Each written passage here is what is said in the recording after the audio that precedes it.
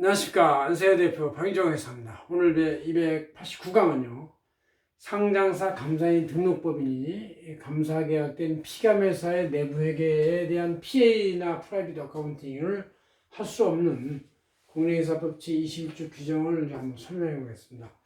최근에 이제 감사 막바지에 이르는데 갑자기 이제 재무제표 작성이 안 나오거나 연결 재무제표 작성이 안 나오거나 그런 회사가 있어요. 이제 이게 회계가 재무회계는 잘 되지만 그 손익을 가르는 그 원가 계산, 원가회계 이거는 또 이게 재고 수불부가 맞아야 되고 여러 가지 원가 배분 기준이 맞아야 되고 하기 때문에 쉽지가 않은 겁니다. 그래서 기업의 격리실무자가 아주 오래 숙련된 회계사 격리실무자는 몰라도 그렇지 않으면 잘 안 되기도 하고 그래서 외부 회계사한테 자문을 하고 5, 6년 전에는 이제 그런 거를 회계법인 회계사들이 감사해서 가서 앓으셨는데 이게 이제 셀프 감사, 자기 감사 위원회 자기가 작성해서 자기 감사하려니까 부정을 못하고 의심을 못하고 그냥 무조건 공정하다 보니까 재무제표가 이제 불식회계 상태로 나가는 경우가 있었어요.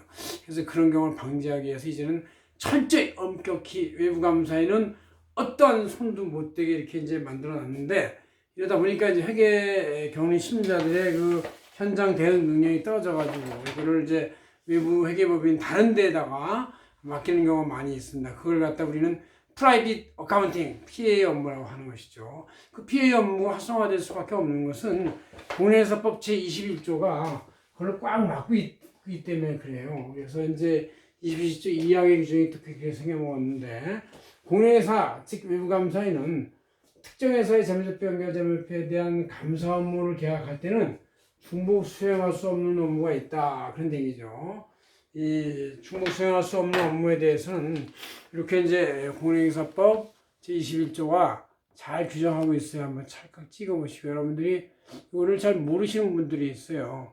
그래서 저도 회사 내에서도 연결을 받고 연락을 받고 또 외부에서도 그 격리심리자들이 물어봐서 이런 업무는 자기는 회계법인이 못하는 걸로 알고 있는데 맞냐? 그래서 뭐 이렇게 찾아보니까 여기에 이렇게 다 써 있고 그래가지고 알려주기도 하고 또 제가 또 그동안 우리 회사의 회계사들한테 또 격리심리자들 기장 담당자들한테 늘상 강조하는 것이죠. 기장하고 감사는 절대 수행할 수가 없으니까 여러분이 기장하고 있는 회사들은 다른 회계법인의 감사를 소개해 주던가 안내해 줘야지 절대 개입해서는 안 된다 이렇게 말을 하고 있고 정 그 가치가 다르면 네가 기장을 회사의 자체 기장으로 반납을 하고 회계 감사만 가지고 와라 이렇게 이제 제가 한 트레이드 오프를 말을 하고 있는 것이죠. 이렇게 이제 그 공인회사법 제21조 제2항이 이렇게 엄격히 금지하는 업무가 딱 써 있기 때문에 이래서 이제 결국은 저희 안세회계법 같이 상장감사에 대해서 하지 않겠다고 비등록법인으로 남아있는 데서는 이런 그 상장회사 수천 개, 2, 3천 개의 그 회계 결산 업무나 재무제표 작성 업무에 대한 피해 업무를 저희들이 할 수가 있게 되는 것이죠. 자, 그러면 그렇게 21조에서 회계사법 21조에서 금지하는 이유가 뭐냐?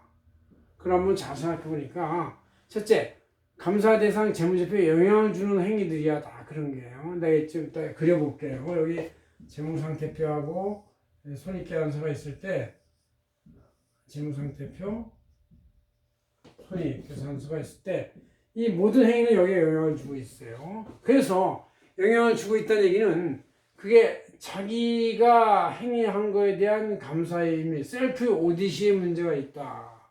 그래서 이기적 결탁 위협이 생기니까 의구심을 품을 수가 없고 증거에 대해서 파헤치는 능력이 이제 아무래도 자기가 했으니까 증거 같은 거 뭐 자기자기한 증거인데 그거를 파헤칠 능력이 없어지니까 이게 이제 분식회계로 흘러갈 염려가 있는 것이죠.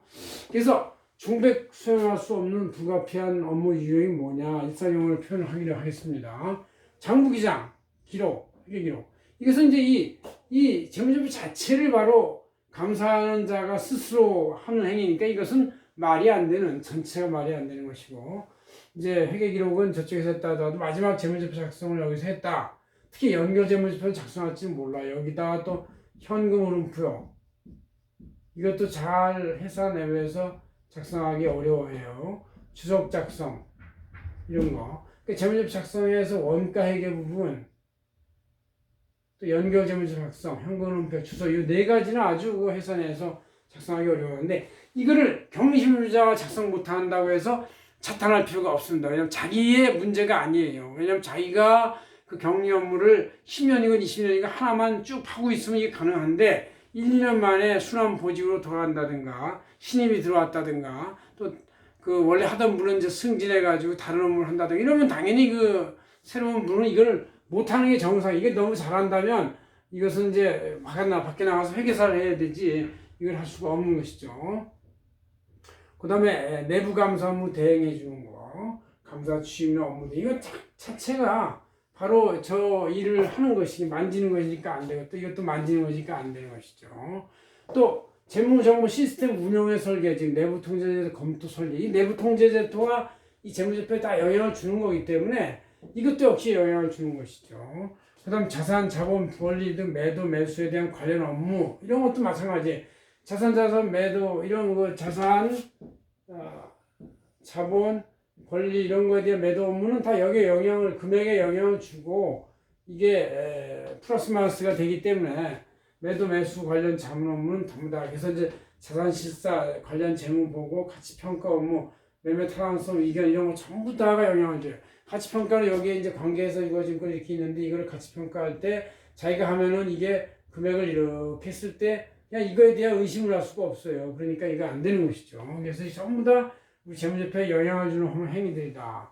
인사 조직 관련 지원 자원 업무도 채용, 성과 보상 시스템 설계, 퇴직급여 계산 방법 제시 이런 것들이 있는데 이것도 역시 손익계산서나 이런 데 급여에 영향을 다 주는 거예요. 그래서 이게 자기가 손익계산서의 감사를 할 수가 없는 지경이 되는 것이죠. 그 다음에 재무제표상의 보험 충당금 부채나 계산을 위한 보험 계류 업무, 충당금 부채도 역시 마찬가지로 회사의 부채 계정에 영향을 주고 손익계산서에 영향을 주기 때문에 역시 마찬가지로 이것은 자기 감사 위험을 하는 그 원인 행위다 이런 얘기죠. 그다음 민형사소송에 대한 자문 업무 이런 데 이제 자산이나 권리에 대한 민형사소송이 있으면 역시 자문을 해주면 이게 플러스가 되기도 하고 감액이 되기도 하고 책임을 지는 문제도 있기 때문에 자기가 결탁 업무에 들어갈 수밖에 없다. 이게 결탁 업무에 들어간다. 그런 얘기죠. 그 다음 자금 조달에 대한 투자 아선 중개 업무도 회사에 자금 조달이 되면 이렇게 이제 자본금이나 부채가 들어오잖아. 이거 신디케이트 들어온 것 같은 거에 대한 것도 역시 재무제표에 영향을 주기 때문에 자기 감사 위험이 되는 것이다. 라는 얘기고 중요자산 처분 양도에 대한 관련 행위, 또 관련 지배인, 경영이사 일정, 임원 등의 준환 업무 이런 것들도 마찬가지로 저 재무제표, 재무상태표랑 손익계산서에 그냥 직접적 영향을 주는 것이다. 그런 얘기죠. 이렇게 이제 다 돼 있어요. 뭐 여러 가지가 다 여기에 영향이 있는 것이고 기타 이제 또 이거는 열거한 9가지인데 말고 이제 또 포괄주의로 기타 재무제표의 감사와 증명 업무의 이해상충 소지가 있는 각종 업무 시행령에 규정을 했는데 시행령이 아직 구체되어 있지 않지만 거기 약간 나온 걸 보니까 자산 공동매도 구성원이나 자산 공동매도 자산 구성원의 50% 이상인 회계사들인 여기에 대해서 영향을 줄 수가 없다. 그런 얘기죠. 이렇게 해서 할 수 없는 업무가 이렇게 10가지나 10시가 돼 있어요. 그래서 이게 바로 PA 업무고 우리 안세가 열심히 수행하는 결정적인 업무 중에 다 이런 것들이 속해 있습니다. 특히 재무제표 작성하고 가치 평가하고 IFRS 적용 변환 업무, 또 타당성 검토 업무, 자산의 매각, 매도, 인수합병에 대한 실사 업무 이런 것들이 다 해당이 되겠죠. 그래서 현재 상장감사의 등록법인과 비등록법인 구성을 보면 이제 현재 인원수 40명 이상의 대부분의 회계법인 40개, 빅4라고 그러는 그 국제회계법인, 또 중견 로컬 빅3에서 10개는 다 들어가 있고 중소등도 이 40명 내외 회계법인 다 들어가 있어요. 30개나 들어가 있어요. 그래서 40개가 다 들어가 있는데 이 중에서 저희 안세만 10번째인데 안 들어가서 그냥 빠져나와 있어요. 그래서 이게 소형회계법이랑 같이 PA 업무를 준행하는 건데 사실 이 빅4나 중견회계법인의 대부분의 그 실무자들은 경력 2, 3년 차나 5년 차 미만이 50% 이상을 차지해요. 이게 뭐 사실 이분들이 경력이 일천해가지고 상장회사 감사를 제대로 할 수 있는지에 대해서 아무리 주위에서 명령을 하고 지시 감독을 한다 하더라도 추동해서 놓쳐버리면 끝나는 거거든요. 그래서 이제 대우조선해양이나 삼성바이오로지스 같은 게 되는 것이고, 저희 같이 안세는 이제 경력 7년 내지 10년차 이상 회계사가 80% 이상을 차지하는데, 이분들이 소형법인으로서 상장법인에 대해서 지정감사뿐만 아니라 자유계약도 불능하다는 거, 이거는 굉장히 말이 안 되는 지도가 돼 있어요. 이거를 왜 회계법인의 회계사회나 이런 데들이 간과하고 놓쳤는지 모르겠는데, 여기 있는 회계사들, 또 저희 안세 포함해서 이 상장을 감사를 하지 않고 신청을 안 한 회계사들이 한 30%쯤 되는데, 이렇게 많은 회계사들한테 이 실력이 있는, 경력이 있는 30%의 회사들한테 상장 감사에 대한 자유계약마저도 지정감사야 뭐 국가가 책임이 좀 있다고 쳐도, 자유계약은 전혀 책임이 없는데도 불구하고 이걸 배제시킨 것은 말이 안 되는 게, 일단 상장 감사인이 이제 회계사가 부족하다고 하는 현실 속에서 회계사 인원을 지원시켜야 되는 논리에 완전히 배치되는 것이죠. 30% 인원을 아예 싹둑 배제시켜 놓고, 이거 말고도 또 비휴업자도 한 30% 되거든요. 그러니까 30% 플러스 30%, 즉 60% 회계사 내지 50% 배제해 놓고 나머지 50%의 경력이 일천한 회계사들로 상장 2,000개를 다 한다라는 것 자체가 되게 무모한 일인 것이다, 이런 생각이 들어서 저는 여기서 그 주장을 하고 싶다, 그런 얘기죠. 어쨌든 안세는 현재 매출과 인원규모 12건임에도 불구하고 상장보다 비등록하고 회사의 내부 회계에 집중한다. 그래서 아예 회계감사에서 문제가 쏟아지지 않도록 내부 회계에서 완벽한 재무제표를 만들어서, 회계처리에 맞는 걸 만들어서 회계감사인이 걱정할 수 없는 그런 그거를 협력하는 업무를 집중 선택을 하는 것이 저희 안세회계법인입니다. 그래서 안세회계법인이 현재 바로 이 가장 비등록 초대형 제일 1위 회계법인으로서 이런 기업들의 애로점을 해소하는 피해 역매 선봉장 역할을 하고 있다. 그래서 최근에 뭐 갑자기 전화 오고 휴일날 해달라, 뭐 내일 모레부터 며칠날 해달라 이래가지고 아주 그 특급 이머전시로 앰뷸런스 같이 부르는 회사들이 꽤 많이 있어서 저희들은 이제 열심히 하고 있습니다.